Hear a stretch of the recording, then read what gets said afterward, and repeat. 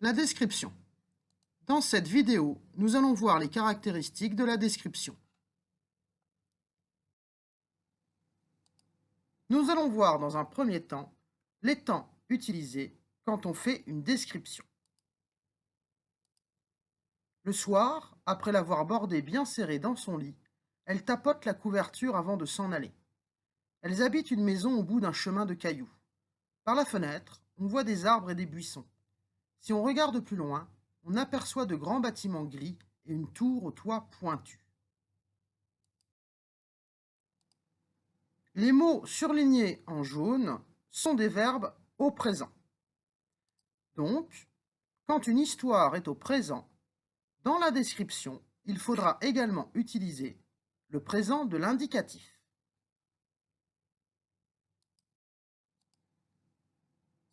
Deuxième exemple. Monsieur Dursley dirigeait la Grunnings, une entreprise qui fabriquait des perceuses.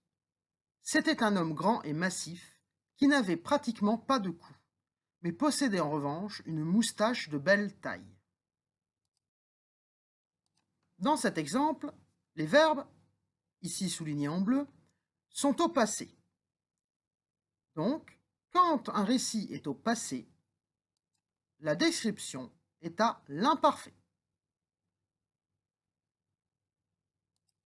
Deuxième caractéristique de la description, l'utilisation de synonymes. Il est dans son fauteuil. Il y a une belle lumière dans la pièce. D'une main, il tient une grande feuille gouachée, de l'autre, une longue paire de ciseaux. Les éclairs brillent entre ses paumes. Pas un coup de crayon. La couleur est pure, vierge de toute trace. Des jaunes plus vifs que des citrons. Des gammes de vert comme l'herbe le matin sous la rosée. Des bleus profonds, graves, mat ou éclatants. Des rouges et des roses. Légèrement penché en avant, mais assis, bien calé, le buste droit, il n'hésite pas et ses doigts plongent, avancent. La moindre hésitation serait une défaillance. Je ne sais quelle forme va jaillir. Pourtant, je scrute, je regarde, seconde après seconde, le mouvement prendre de l'ampleur. Dans cet extrait, nous avons plusieurs mots synonymes. Par exemple, en vert, pur a la même signification que vierge. Autre exemple, en rose, plonge veut dire avance. Et enfin, en bleu, scrute a la même signification que regarde. Autre caractéristique, l'utilisation d'antonymes. Momo m'a fait signe de me dépêcher, alors j'ai couru. Je ne voulais pas arriver toute seule. Momo, c'est mon unique vraie amie. On se sent un peu pareilles toutes les deux, c'est-à-dire différentes. Elle a une mère noire, je n'ai pas de mère du tout. Elle est trop petite pour son âge, moi, je suis trop grande. Elle a les cheveux frisés, les miens sont raides comme de la corde. Elle a les yeux brun foncé, les miens sont aussi bleus qu'un ciel de carte postale. Dans cet extrait, vous avez les antonymes en couleur. Pareil et le contraire de différente. Petite et le contraire de grande. Et enfin frisée et le contraire de raide.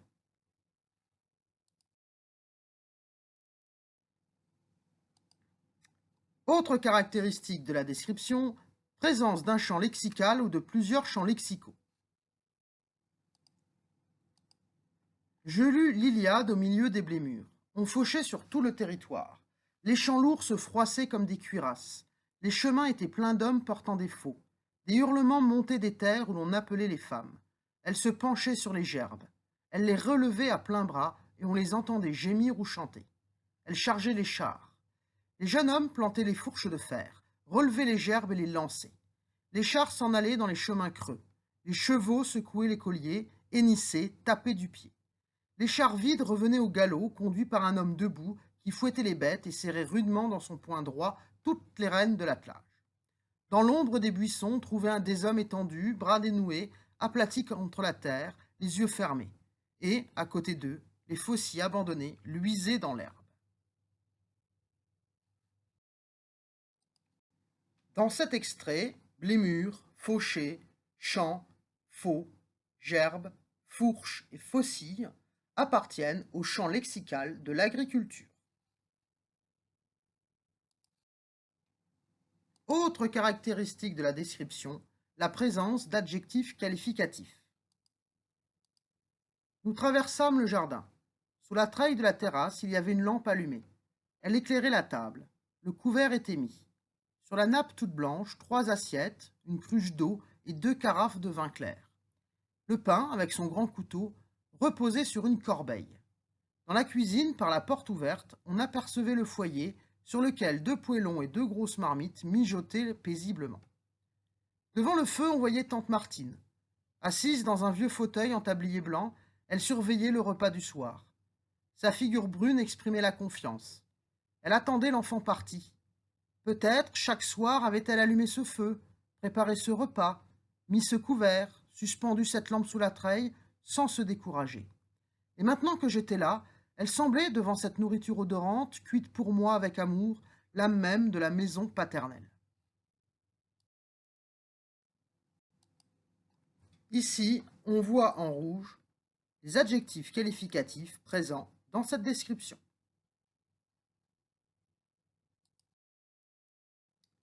Dans une description, on trouve des repères spatiaux. Elle voulait faire table rase.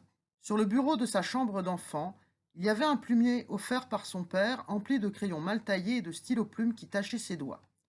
Une pile de livres de classe sur la droite, à gauche une cagette en lamelles de bois souple, pleine de feuilles blanches et quadrillées, un rectangle de poussière autour de la radio, et une boîte à chaussures peinte en bleu marine pour ranger les lettres de Vincent.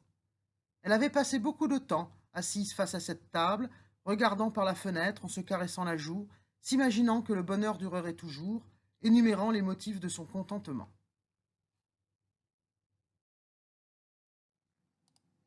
Sur le bureau de sa chambre d'enfant, sur la droite, à gauche, autour de la radio, face à cette table, par la fenêtre, sont des repères spatiaux. Dans une description, on utilise également du vocabulaire péjoratif.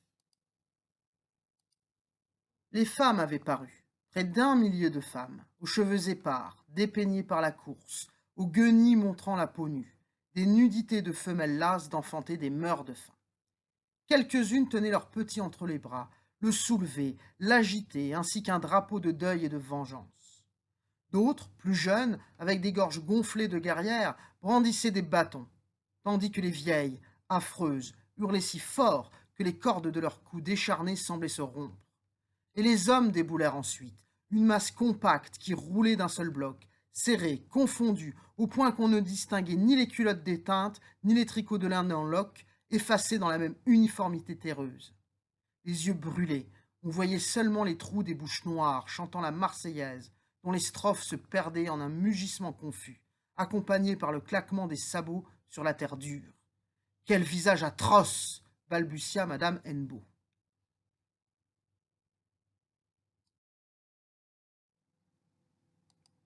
Ici, vous voyez apparaître en rouge tous les termes péjoratifs.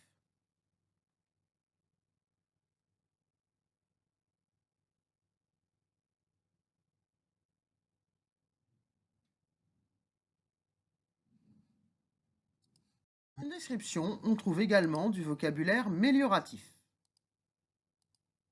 Il y a une belle lumière dans la pièce. D'une main, il tient une grande feuille gouachée, de l'autre, une longue paire de ciseaux. Les éclairs brillent entre ses paumes, pas un coup de crayon. La couleur est pure, vierge de toute trace. Des jaunes plus vifs que des citrons, des gammes de vert comme l'herbe, le matin sous la rosée, des bleus profonds, graves, mat ou éclatants, des rouges et des roses. Debout à sa droite, je devance la demande, prête à tout moment à l'assister, immobile. J'accompagne ses gestes. Je ne le quitte pas des yeux. Je crois que je retiens mon souffle. Je travaille avec lui, mais j'ai gardé intact mon émerveillement. Entre ses doigts, le papier souple, vivant, tourne contre les lames, fluide comme de la soie. Au sol tombent les copeaux de lumière et, le soir, je récolte une floraison de boucles légères. Dans cet extrait, en rouge, vous avez les mots mélioratifs. Belle, brille, pure, vierge de toute trace, plus vif, sous la rosée, profond, grave, mat, éclatant, émerveillement, souple, vivant, fluide comme de la soie, copeaux de lumière, floraison de boucles légères.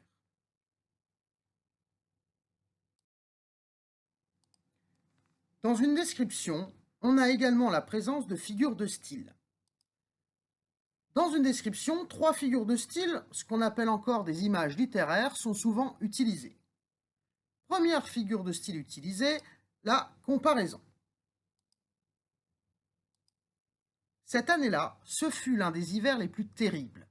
De mémoire d'Algonquin, nul n'avait vu le gel commencer aussitôt et serrer aussi brutalement ses griffes. Par d'obscures galeries tortueuses, par les couloirs en siphon ou d'étranges labyrinthes, castors et rats musqués parvenaient à ces eaux secrètes où ils menaient leur chasse et leur pêche. Repérant la poche d'air où ils iraient reprendre leur souffle, les hommes emmitouflés, immobiles comme des souches, les guettaient durant des heures pour les tuer d'un coup de hache. Sur la neige croûtée, l'orignal et le caribou, qui n'avaient pas émigré, trottaient à la recherche d'une source ou arrachaient quelques lichens. Si la surface sonore craquait sous un sabot, une patte enfonçait jusqu'à l'épaule. Dans l'effort que déployait la bête affolée pour se tirer de là, une deuxième patte crevait l'écorce blanche qui s'étoilait en craquant comme une coquille d'œuf. Alors les autres pattes tapaient avec rage. Le corps en déséquilibre se tordait, le souffle devenait court, brutal, avec des toux rauques et des plaintes déchirantes.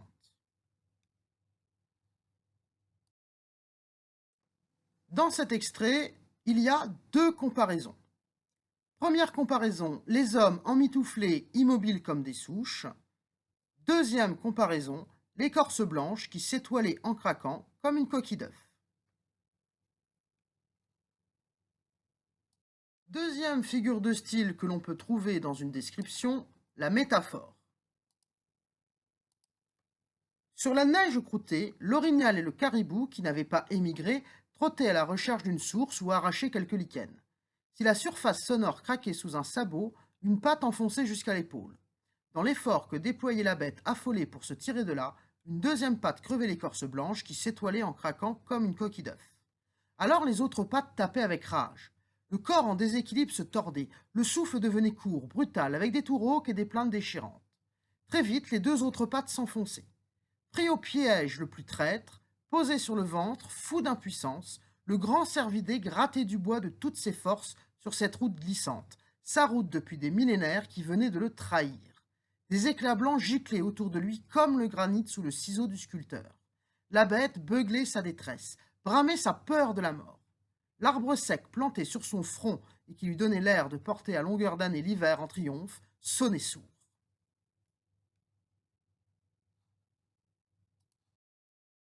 Dans cet extrait, nous avons deux métaphores.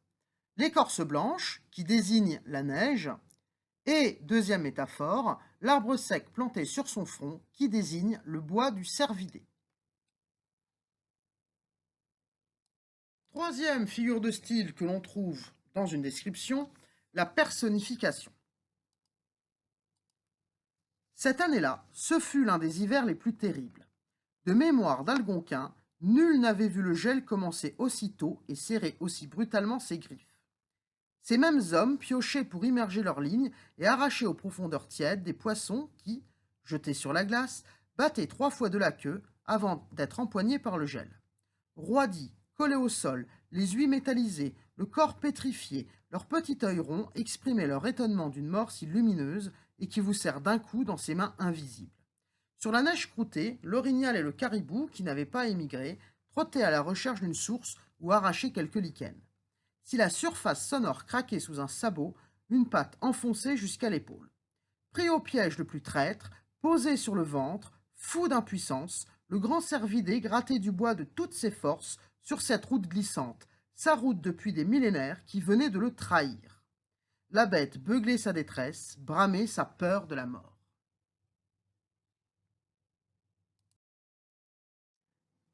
Dans cet extrait, nous avons quatre personnifications que vous avez ici en rouge.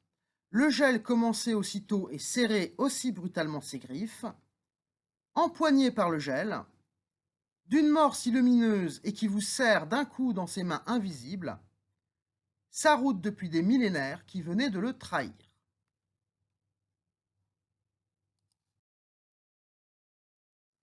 Faisons un petit récapitulatif.